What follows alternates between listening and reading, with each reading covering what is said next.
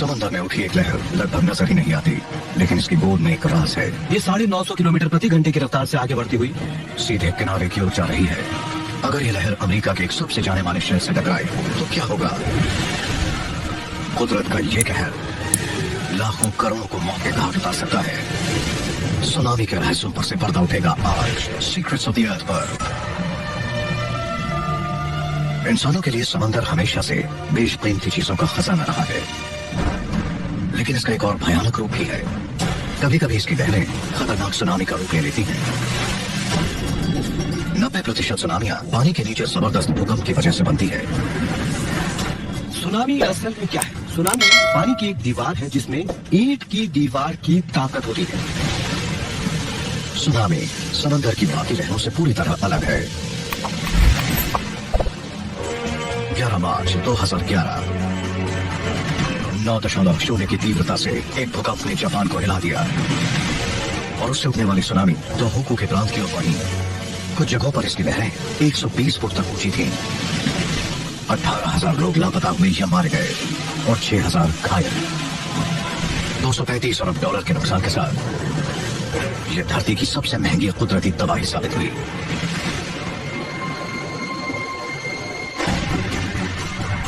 Tokyo से करीब 480 kilometre की उत्तर की ओर एक छोटा सा शहर है केसुनुमा। यहाँ पर टूना पकड़ने वाले मछुआरों पर सुनामी ने अपना कहर बरसाया। ये किनारे से कुछ 1.5 किलोमीटर अंदर है। ये टूना मछली पकड़ने वाला जहाज है जो कैसनुमा के बंदरगाह पर खड़ा रहता था, लेकिन सुनामी की लहरें इसे उठाकर यहाँ ले आई। जापान धरती के रिंग ऑफ फायर पर बसा है, यानी पैसिफिक महासागर को घेरता हुआ वो दायरा जहां भूकंप और ज्वालामुखी आम बात है।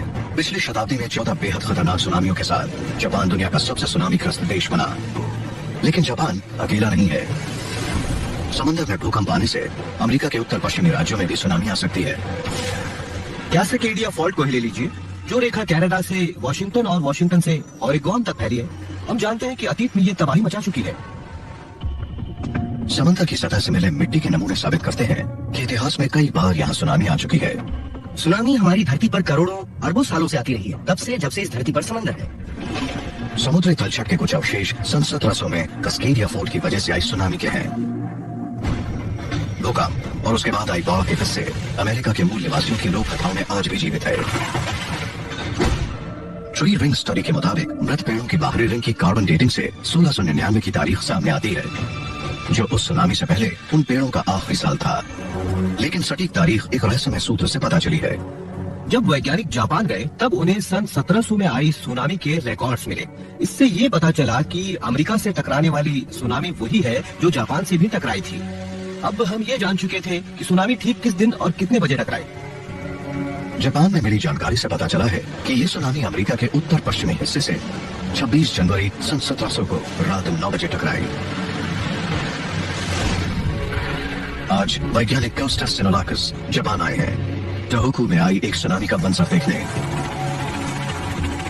ये उन 300 वैज्ञानिकों में से एक है जिन्होंने शुरुआती नुकसान की जांच की थी।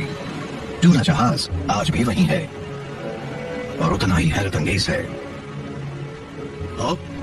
वो क्या है? Oh my God! आपने देखा? कुछ नजर आ रहा है? वो एक कार है। ये जहाज एक कार पर बैठा है। पिछली बार जब मैं यहाँ आया था तो मलबा मेरी हाइट से ऊपर तक था, इसलिए नजर नहीं आई थी। 330 टन का गऊर ट्रकमरून नंबर 18 आज राउट 210 पर खड़ा है। इसके आसपास उन इमारतों के नींव हैं जिन्हें सुनामी बहा ले गई थी। ज्यादातर सुनामियों की तरह इस सुनामी का जन्म भी समुद्र तल के सरकने से हुआ।